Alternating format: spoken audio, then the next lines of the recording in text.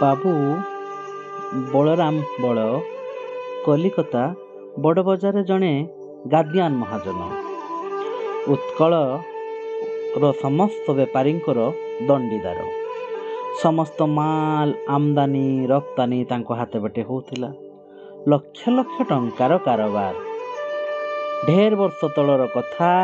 ରେଳ ନାମ ତ କେହି ଶୁଣି ନଥିଲେ। ଷ୍ଟିମର ମଧ୍ୟ ଚଳୁନଥିଲା। ବାଲେଶ୍ୱର ଜାହାଜରେ ମାଲ ଆମଦାନୀ ରପ୍ତାନି ହୁଏ। କଲିକତା ଆମଦାନୀ ମାଲ ମଧ୍ୟରେ ଧୂଆଁପତ୍ର ପ୍ରଧାନ।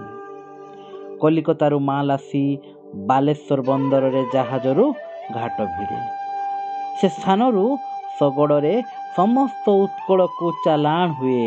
ଏଥିପାଇଁ ତ ସମସ୍ତ ଉତ୍କଳରେ କଲିକତି ଧୂଆଁପତ୍ର ନାମ ବାଲେଶ୍ୱରୀ ନାମରେ ପରିଚିତ।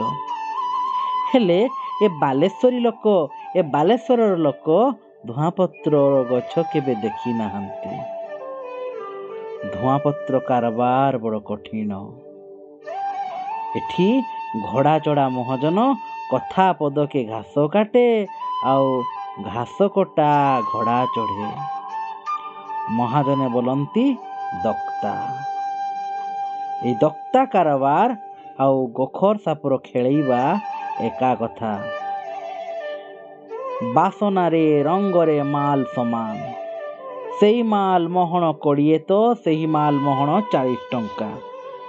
ଚିହ୍ନାରା ଦଣ୍ଡିଧାର ନହେଲେ ଲୋକେ ଧୂଆଁପତ୍ର କିଣିବାକୁ ଭରସା କରନ୍ତି ନାହିଁ। କାଳେ କିଏ ଠକିଦବ, କାଳେ କିଏ ବୋକା ବନେଇଦବ। ବଳରାମ ବଳ ଜଣେ ଚିହ୍ନରା। ଏଥିପାଇଁ ଓଡ଼ିଶାରେ ସିଏ ନାମ ଡକା। ସମସ୍ତେ ତାଙ୍କୁ ଚିହ୍ନନ୍ତି। ଏଇ ମହାଜନଙ୍କ ଘର ଯାଜପୁର ଅଞ୍ଚଳରେ। ଗ୍ରାମର ନାମ ଜଣା ନାହିଁ। କେଉଁ ନିପଟ ମଫସଲରେ ହୋଇଥିବ ବୋଧହୁଏ। ଗାଳ୍ପିକ ସେଇଥିପାଇଁ ଏଠି ଉଲ୍ଲେଖ କରିନାହାନ୍ତି। ନା ମହାଜନଙ୍କ ଘର କେଉଁଠି, ଗାଁ କେଉଁଠି, କିନ୍ତୁ ଆମେ ଜାଣିଛେ ମହାଜନଙ୍କ ଘର ହେଉଛି ଯାଜପୁର ଅଞ୍ଚଳରେ। ମହାଜନ ଥରେ ଗ୍ରାମକୁ ଆସିଥିଲେ।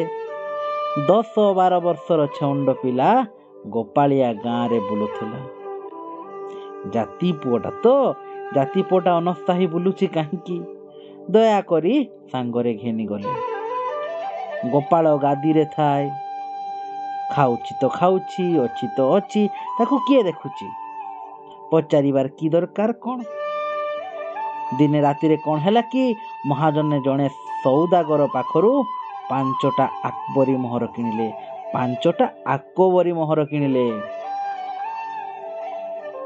ବାବୁଙ୍କ ମନ ଭାରି ଖୁସି।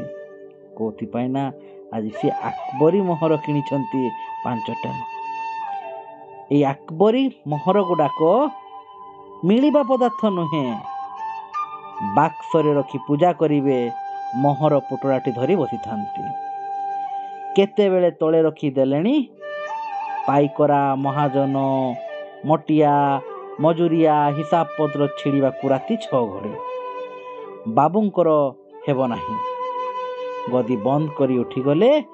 ଆର ଦିନ ସକାଳେ ଗୋପାଳ ଯେମିତି ଉଠିଛି, ଗଦିରେ ମୋହର ପଟଳା ଉପରେ ନଜର ପଡ଼ିଗଲା। ହାତରେ ଧରି ବାବୁଙ୍କ ପାଖକୁ ଧାଇଁଲା।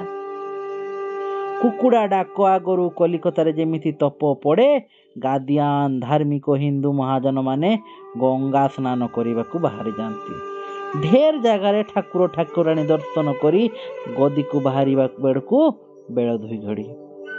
ଧର୍ମ କାର୍ଯ୍ୟ କରିବାକୁ ସେଇଟା ହେଲା ଅସଲ ବେଳ, ଠିକ୍ ସମୟ ବୋଲି ସେତେବେଳେ ମହାଜନ ମାନେ ଭାବୁଥିଲେ। ଫୁରୁସତ ବା କାହିଁ। ବାବୁଙ୍କୁ ନ ଭେଟି ଗୋପାଳ ତ ତାଙ୍କ ପଲଙ୍କ ତଳ ତକିଆ ତଳେ ପଟଳାଟି ଥୋଇଦେଲା। ତାର ବି ସେ କଥା ଆଉ ମନେ ନାହିଁ। ବାବୁ ସ୍ନାନ ସାରି ଆସିବା ବେଳକୁ ଚାକର ବଦିଆ ବାରିକ ଗଦି ଝାଡ଼ୁ ଝାଡ଼ୁ କରି ଗଙ୍ଗା ଜଳ ଛିଞ୍ଚି ଧୂପ ଗଗୁଳ ଧୂଆଁ ଜାଳି ଦେଇ ସାରିଛି। ବାବୁ ବଡ଼ ମାଣ୍ଡିଆଟିକୁ ଆଉଜି ବସି ରୂପା ବନ୍ଧା ହୁକାରେ ଭଡ଼ର କରି ଗୁଟଖା ପିଇବାକୁ ବସିଲେ। ଆଗରେ 2 କଣା କଉଡ଼ି ବନ୍ଧା ବ୍ରାହ୍ମଣ ହୁକା, ପୁଣି କାୟସ୍ଥ ହୁକା ପୁଣି ନବଶାଖା ହୁକା କଂସା ବୈଠରେ ଥୁଆ ହୋଇଛି। ଏଇଟା ହେଲା କଲିକତାର ସବୁ ଗାଦିଆର ଦୋସ୍ତର। ବେଳ ଛଗଡ଼ି ବେଳ ହଠାତ୍ ବାବୁଙ୍କର ମନେ ପଡ଼ିଗଲା ମୋର କଥା, ମୋହର କଥା ମନେ ପଡ଼ିଗଲା। ହଁ, ମୋହର କାହିଁ? ବାବୁ ଛିଡ଼ା ହୋଇ ପଡ଼ିଲେ। ହୁକ୍କାଟା ହାତରୁ ଖସି ପଡ଼ି ନିଆଁ ପାଣି ଗଦିଯାକ ବୁଣି ପଡ଼ିଲାଣି। ଦେଖୁଛି କିଏ? 5ଟା ମୋହର ବଡ଼ କଥା ନୁହେଁ, ଏ ଯେ ହେଲା ଆକବରୀ ମୋହର। ସେହିପରି କପାଳିଆ ଲୋକଙ୍କୁ ଲକ୍ଷ୍ମୀ ଆଲିଙ୍ଗନ କରନ୍ତି। ଆକବରୀ ମୋହର ମିଳେ ଯଦି କପାଳିଆ ଲୋକଙ୍କୁ ଲକ୍ଷ୍ମୀ ଆଲିଙ୍ଗନ କରନ୍ତି, ଭଲ ପାଆନ୍ତି, ତେବେ ଯାଇ ଏ ଆକବର ଗୁଡ଼ିକ ମିଳେ। ଲକ୍ଷ୍ମୀ ଛଡ଼ା ମଣିଷକୁ ଏ ଆକବରୀ ମୋହର ମିଳେ ନାହିଁ। ସେ ମୋହର ଗଲେ ଲକ୍ଷ୍ମୀ ଛଡ଼ା ହେଇଯିବେ, ଲକ୍ଷ୍ମୀ ଛାଡ଼ିଯାଏ। ବାବୁ ତ ମୁଣ୍ଡରେ ହାତ ଦେଇ ଗୁମ୍ ମାରି ବସିଗଲେ। ଗୋପାଳ ରୋଷେଇ ଘରେ ବସିଥିଲା। ମୋହର ଖୋଜା କଥା ଶୁଣି ଧାଇଁ ଆସିଲା। ବାବୁଙ୍କୁ ହସି ହସି କହିଲା, ଆଜ୍ଞା ଆଜ୍ଞା, ମୋହର ଅଛି। ବାବୁ ଧାଇଁ ଆସି ଗୋପାଳକୁ କଣ୍ଢେଇ ପକେଇଲେ। ଗୋପାଳ ମୋହର କାଢ଼ି ଦେଇ ପାଇବାର ହାଲ ସବୁ କହିଲା। ବାବୁ ଦଣ୍ଡେ ଯାଏ ତାକୁ ଅନେଇ ନିଶ୍ୱାସଟା ପକାଇଲେ। ସେଦିନ କତିରୁ ତୁଚ୍ଛାଟାରେ ହେଲେ ବାବୁ 10 ଥର ଗୋପାଳରେ ଗୋପାଳରେ ଡାକ ପକାଉଥିବେ। ଭୋଜନ ବେଳେ ଥାଳି ପାଖରେ ଗୋପାଳ ଅବଖୁରାରେ ଜଳ ଥୋଇ ନଦେଲେ ବାବୁଙ୍କୁ ଆଉ ଭଲ ଲାଗେ ନାହିଁ ଜଳ। ସେ ଜଳ ଆଉ ତାଙ୍କୁ ମିଠା ଲାଗେ ନାହିଁ। ବାବୁଙ୍କ ବିଡ଼ିଆ ଗୋପାଳ ଭାଙ୍ଗିବ, ସେଜ ପରାଟା ଗୋପାଳର ଜିମା। ବାବୁଙ୍କ ଶ୍ରଦ୍ଧା ଦେଖି ଗଦିର ଆଉ 5 ଜଣ ବି ତାକୁ ମାନିଲେଣି। ବାବୁଙ୍କ ଇଚ୍ଛା ବଡ଼ ଗୋଟିଏ କିଛି ପାଇଟିରେ ତାକୁ ଲଗାଇବେ।